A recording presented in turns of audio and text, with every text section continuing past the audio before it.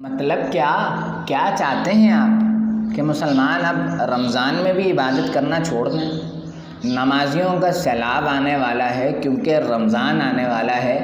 ایک ماہ کے مسلمان، رمضانی مسلمان، اس طرح کے فضول تانوں کا کیا مطلب ہے؟ اگر آپ کا مطلب یہ ہے کہ مسلمان صرف رمضان میں ہی عبادت نہ کریں بلکہ بقیہ مہینوں میں بھی اللہ کو یاد رکھیں تو یہ بات کسی اور پہ رائے میں بھی تو کہی جا سکتی ہے نا، جبکہ اس طرح کے فضول تانوں سے لوگ مسجدوں سے دور ہو سکتے ہیں، قریب نہیں۔